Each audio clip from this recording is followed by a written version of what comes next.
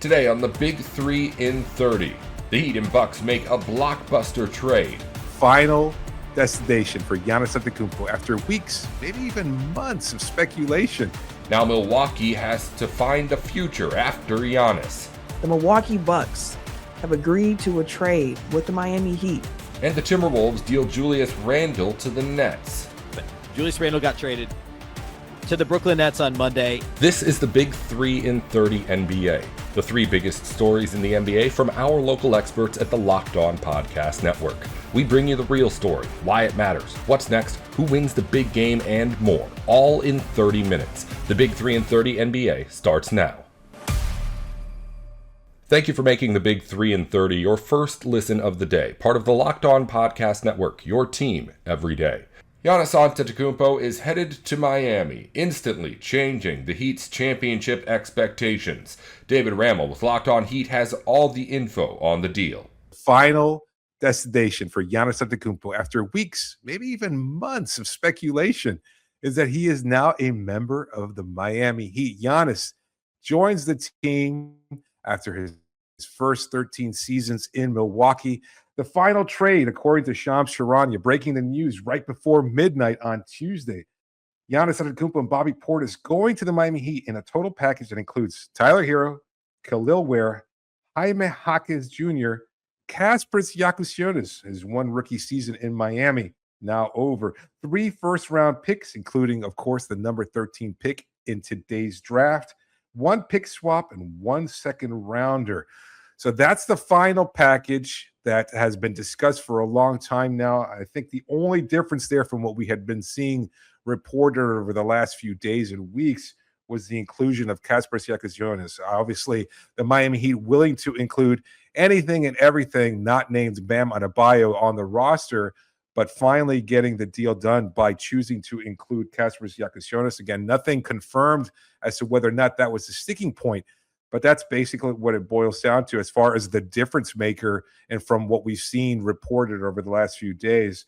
And Milwaukee, we've been hearing over the last 24 hours, maybe 48 hours, that the final deal would come down to either Miami or Boston, as Boston was willing to include Finals MVP Jaylen Brown, who had an All-NBA season this past year and was a significant player, the best player included in the potential draft, but Miami's total package, an overwhelming amount for Milwaukee to pass up. Not only do they get a hero and hero, but also a young player in Khalil Ware with a lot of potential. The 6th man of the year runner-up, Jaime Jaquez, a rookie with a lot of potential in Kasparas Giannakis, the picks, the swap, everything else that's part of the package. So a good deal for Milwaukee, a lot to give up for the Miami Heat, and I'm sure over the next couple of days we'll be breaking down just what it is that Miami's given up and have a proper eulogy for the end of an era in Miami Heat basketball. But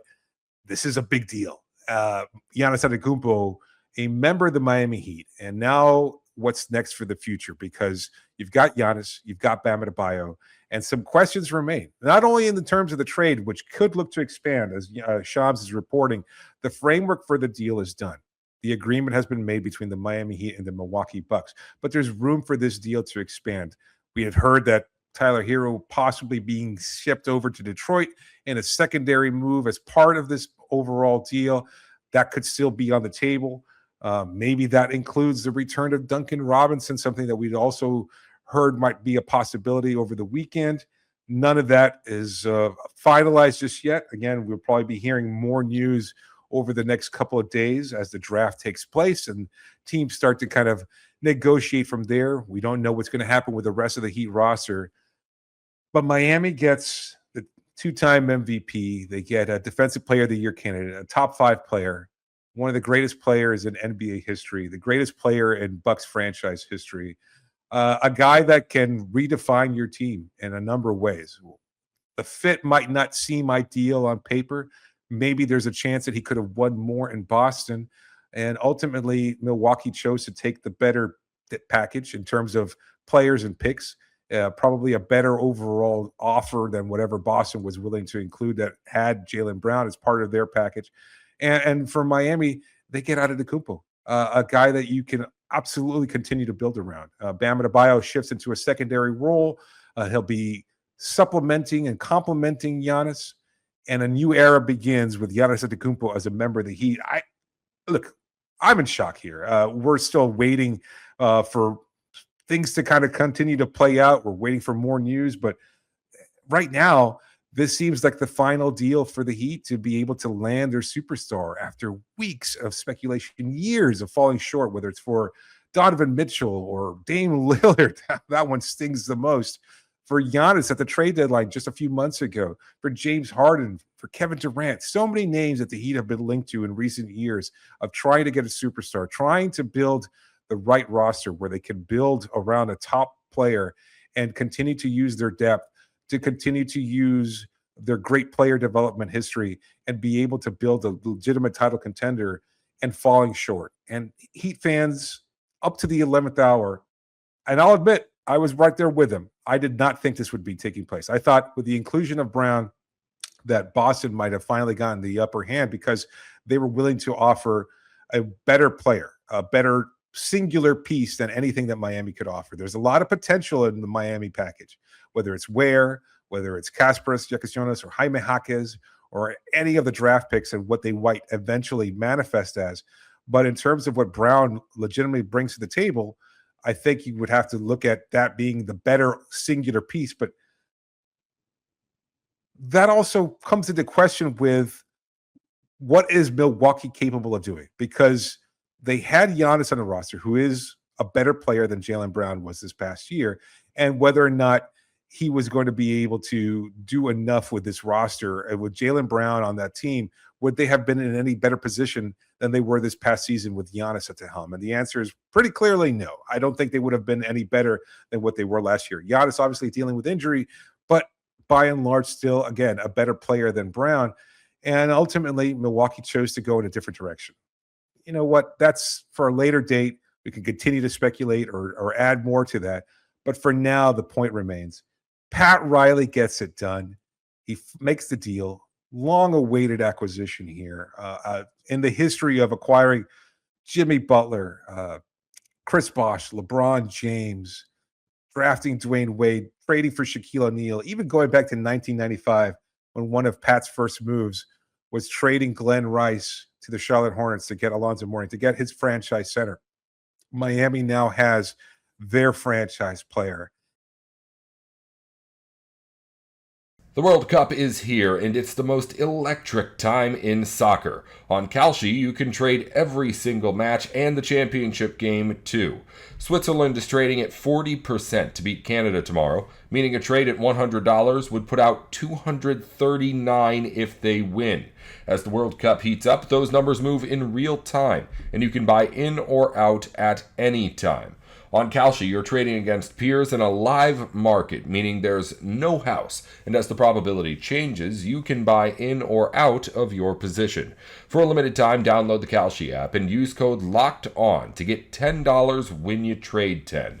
Kalshi, Kalshi. Trade on anything. 18 plus only. Restrictions and eligibility requirements apply. Event contract trading involves risk and may not be suitable for all investors. Prices, values, and available markets may differ from those mentioned. For more information, see kalshi.com/regulatory. There are certain flavors that instantly feel like summer. And for a lot of people, those classic red, white, and blue freezer pops are right at the top of the list. Sweet cherry, lime, and blue raspberry, it's one of those nostalgic summer flavors everybody recognizes. Now 5-Hour Energy is bringing that flavor combination into the new Firework Freeze 5-Hour Energy Shot, blending sweet cherry, zesty lime, and electric blue raspberry into one refreshing shot inspired by those iconic summer freeze pops. Most energy drinks kind of blur together after a while, but this one stands out because it actually feels fun and familiar. The cherry, lime, and blue raspberry combo really tastes like summer. Ignite your taste buds with the flavor of the summer. Get a Firework Freeze 5-Hour Energy Shot today. For more information, visit 5hourenergy.com. Welcome back to the Big 3 and 30 NBA. The Bucks are moving into a new era after trading Giannis Antetokoumpo to the Heat. Camille Davis with Locked On Bucks sorts through what comes next in Milwaukee. The Milwaukee Bucks have agreed to a trade with the Miami Heat to send the greatest player in franchise history, Giannis Antetokoumpo, and member of the 2021 championship team, Bobby Portis, to the Miami Heat for Tyler Hero, Khalil Ware, Jaime Jaquez Jr., Kasparis Yakachonis, 3 first-round picks, including number 13 in today's draft, 1 pick swap, 1 second-round pick. So the Bucks got a little haul here, if we're being honest. Where the Bucks got a little bit of a haul here from one team. So with the trade or the picks that the Miami Heat are sending, they're all unprotected in 30-30 or 2031 and 33, and of course 13 coming to the Bucks in tonight's NBA draft. Now, this trade does not include any additional teams at the moment, but just because it's a one-to-one move right now does not mean that it does not become a larger framework later on. The plan is for the Miami Heat and the Milwaukee Bucks to actually execute this deal on July 6th, meaning at the draft, whoever is picked at 13 will probably have on a Miami Heat hat with the agreed upon understanding that that player will be sent to the Milwaukee Bucks. Keep in mind that last summer, when the Suns and the Rockets engaged in their trade to send KD from Phoenix to Houston, initially it was a one-to-one deal, and it ultimately increased to a 7-team trade, which I believe is like historic. Like, I don't think there's been a larger trade than what that trade turned into. So it is quite possible that there are still more moves for the Milwaukee Bucks to make. So with the move, it ends a year of drama or so, about a year or so of drama in Milwaukee. And what it comes down to, Giannis loves the city of Milwaukee, but he wanted to compete, and the Bucks tried. It's just that I feel like at this juncture, they ran out of reliable cards to play quickly enough to convince Giannis that they can actually be a contender. And I think the part about being able to play the cards quickly enough is the important thing, because if you think back to the history of everything of the quote unquote back and forth with Giannis and the Bucks, right? They won the title in 21. 2 seasons later, after they won the title, they had 2 playoff losses. In 22, they lost to the Celtics in the second round. Should have won that game 6. I will never let that go. But they lost that. And then in 2023, they were the 1 seed and lost to the 8 seed Miami Heat, right? They fire Mike Budenholzer and they hire Adrian Griffin. And as that season was starting, Giannis made it very clear, like, I want to play on a team that is serious for competing about championships or serious about competing for championships. And that's not new. Giannis has had that company line for a while now. The first time he said that led to the championship year where they made the swing for Jrue Holiday. This time in 2023, when he made that claim, a month later, the Bucks went and got Damian Lillard. Giannis extended shortly after that, and it just did not work out. The first playoff run with Dame in tow, Giannis was injured. The second year with Dame in tow, he was injured and Giannis was healthy. Like, it just did not work out. Health has been the downfall of the Milwaukee Bucks over the last few years. Yes, were there bad decisions along the way? Absolutely. But the team still had enough talent that if they would have stayed healthy, could have been a different situation. But coulda, woulda, shouldas, it don't really matter, because what happened is what happened, and the Bucks have not been good enough, nor did they have any more rabbits to pull out of the hat theoretically. I mean, this past season, with Dame having the Achilles injury, you saw the Milwaukee Bucks wave and stretch Dame, and they went out and got Miles Turner after letting go of Brook Lopez. So, like, hey, we can still be a playoff team. We can still compete. And this past season did not go that way at all. Again, injuries play a part, not just with Giannis, but also with Kevin Porter Jr., who was going to be playing a really, really big role for the Milwaukee Bucks on a team that was lacking a lot of ball handlers, right? So his absence was greatly felt. And then there was all of the back and forth to start the season where Giannis is like, I'm a Milwaukee Buck. I'm here. Now, if in 6 to 7 months I change my mind, that's human. So there was that thrown out there. Again, ultimately, what it comes down to is that although we did not hear a public trade request from Giannis, everything that he said, everything that's been indicated has showed us that he just felt like really couldn't compete in Milwaukee. And he had articles and he talked about what it would look like to compete and what he was looking for. And the Bucks just decided instead of using the last of their assets, charging out that credit card to the max, it's time to start paying it off. It is time to go in a different direction because Giannis is 31. He's not trying to wait for the Bucks to get it together. Okay. He wants the team to be good now, and the Bucks just couldn't offer that for him. So that brings 13 years of Milwaukee and Giannis to a close. Like what he was able to accomplish in a Bucks uniform, as I said to start the show, greatest player in franchise history. And Bobby Portis also sent out in this trade with Giannis to Miami. And with this move that officially closes the book on the 2021 championship team, all of those guys are gone now. They're gone. It's a new crop of guys coming in. And just some quick information on the 4 Miami Heat players that the Milwaukee Bucks are scheduled to acquire. Scheduled to acquire. That's how I'll say that. Scheduled to acquire.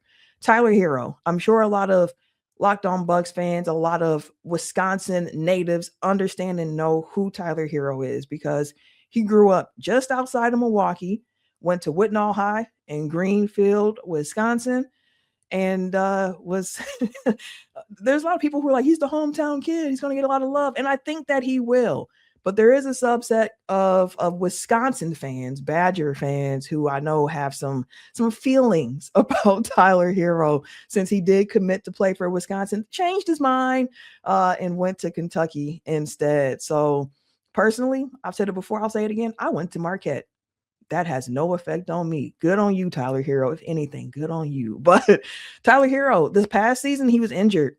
He had surgery on his left foot last September and only played 33 games throughout the course of the 2025-26 season. But in 2025, he was an all-star, averaged 19.5 points per game over his 7 seasons with the Miami Heat. He is a bucket. There are some defensive questions, but Tyler Hero, he is a bucket. With Jaquez, he's 25 years old. He actually finished second in 6 Man of the Year voting last season. He averaged 15.4 points, 5 rebounds, and 4.7 assists over 75 games with the Heat last year. Kel'el Ware, he's the prospect here in this trade package that, depending on how you feel about him, will really impact on how you feel about this trade. He's only 22 years old, averaged 11 points and 9 rebounds per game. 7-footer with clear talent, but he was somebody who was in and out of Spo's lineup in Miami this past year. So there are questions about his consistency, questions about his ability to be that professional, I would guess to say in that way, but maybe a new environment will help him here. And then you have Jaquez, who's a 20-year-old. He was actually the 20th overall pick in last year's draft. He only played about 17, 18 minutes per game for Miami Heat, but he averaged about 6.2 points per game during that stretch. He's a very, very interesting young guard to take a flyer on. Workplace chaos can show up fast. The problem is that finding the right candidate can take a lot more time than most businesses can afford. That's where Indeed Sponsored Jobs comes in. Indeed Sponsored Jobs helps you reach candidates who actually fit what you're looking for based on skills, experience, and location. Finding the right person can make all the difference, whether it's building a business or building a winning team. Some of the best moves organizations make aren't always the splashiest ones. Sometimes it's finding the person who fits exactly what the team needs at the right moment. That's what stood out to me here, and it's the same idea behind Indeed Sponsored Jobs, helping connect organizations with candidates who are the right fit from the start. Spend less time searching and more time actually interviewing candidates who check all your boxes. Less stress, less time, more results. When you need the right person to cut through the chaos, this is a job for Indeed Sponsored Jobs. And listeners to this show will get a $75 sponsored job credit to help get your premium status you deserve at Indeed.com/podcast. Just go to Indeed.com/podcast right now and support our show by saying you heard about Indeed on this podcast. Indeed.com/podcast. Terms and conditions apply. Need to hire? This is a job for Indeed Sponsored Jobs. Welcome back to the Big 3-30 NBA.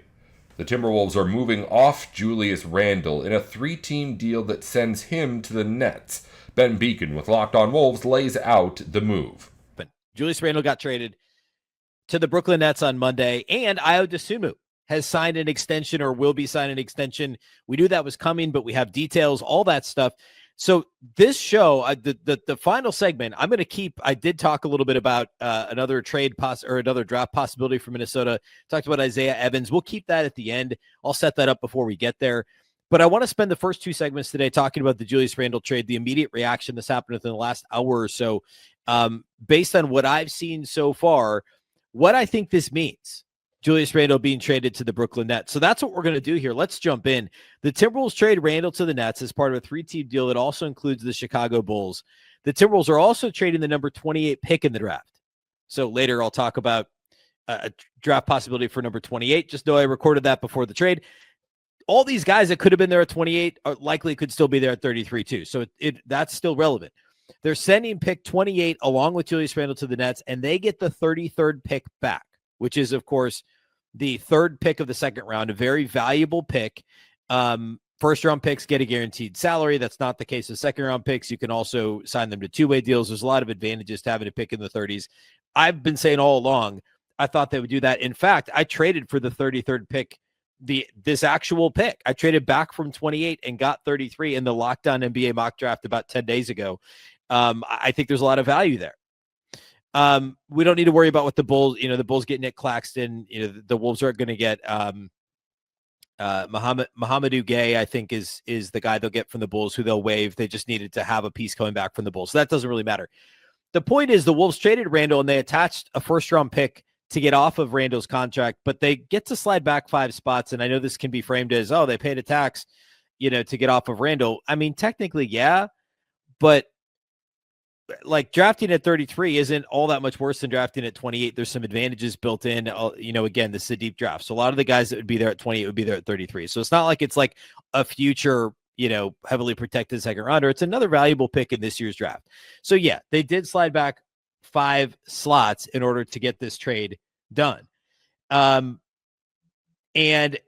as I'm recording this, Giannis is being traded. And okay. So let's jump in because things are happening so quickly. I don't know. Why even bother trying to record multiple shows and get them all out back to back to back leading to the draft?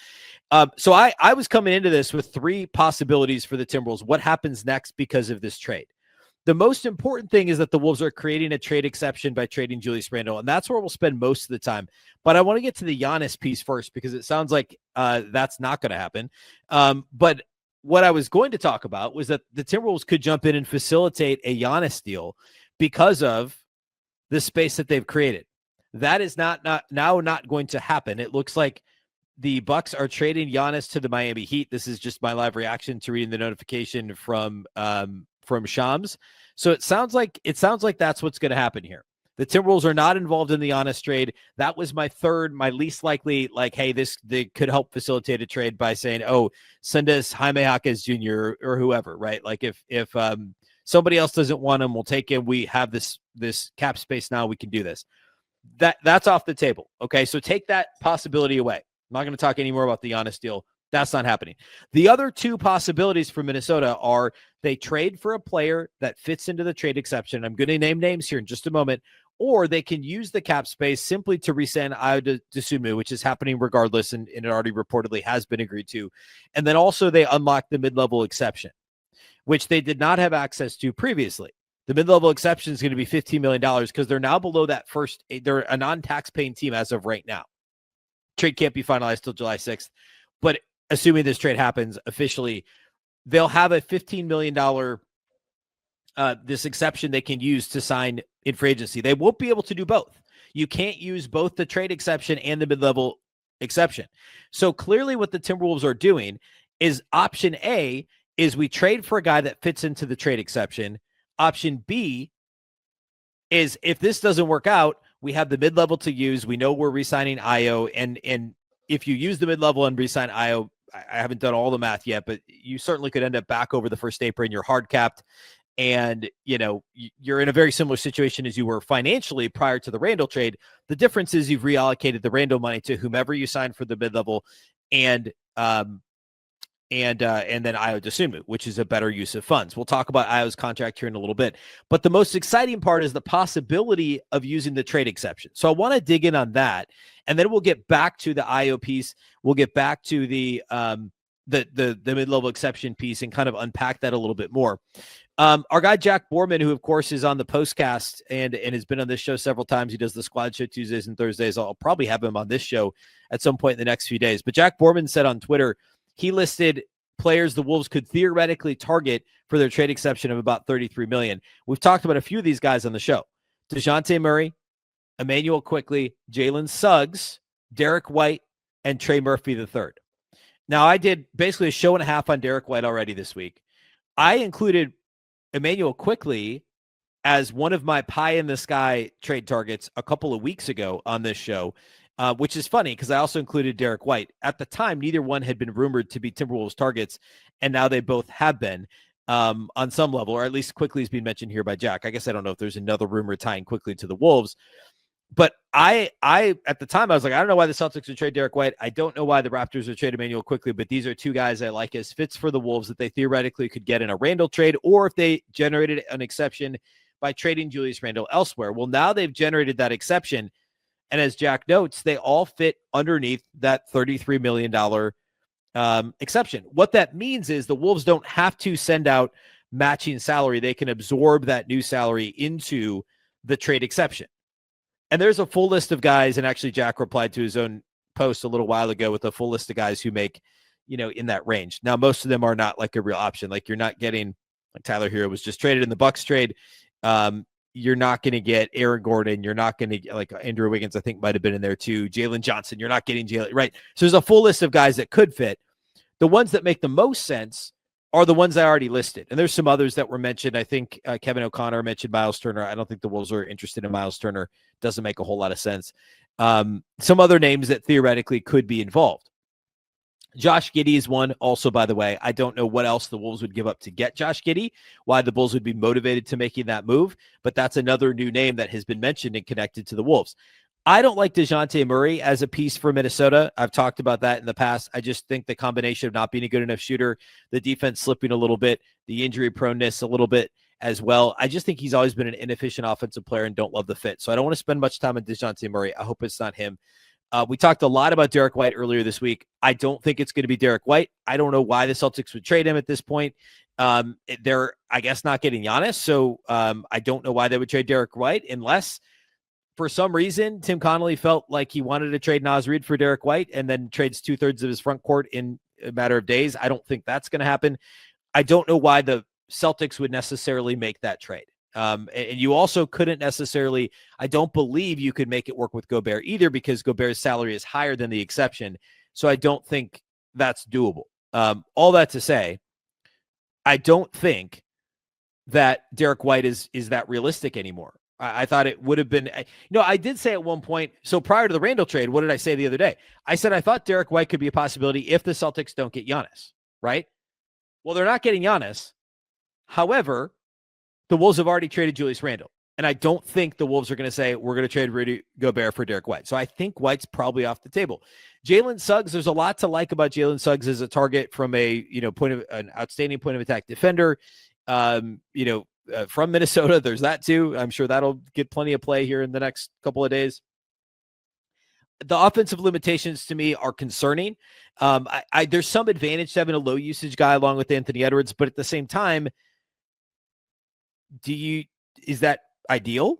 I don't think so. Especially you're trading Julius Randle. Somebody else has to take the shots. And I know you have Ayo Dosunmu, but I don't necessarily think that Jalen Suggs is the best fit. I think you still want somebody who's going to give you more offensively. Suggs is obviously a much better defender at this point than Murray. I would also argue he's not as good at offensively as Murray, but Murray's a high usage guy who's just not efficient, less of a good fit. I like, of these guys, Trey Murphy and Emmanuel Quickley are my favorite possibilities. That's all for today's Big 3 in 30 NBA. If you follow football or college sports, the Big 3 in 30 has shows for the biggest news in the NFL and on campus going up every weekday just like this one. Just search the Big 3 in 30 NFL or the Big 3 in 30 College wherever you're listening or watching right now. Thanks again for tuning in to the Big 3 in 30 NBA.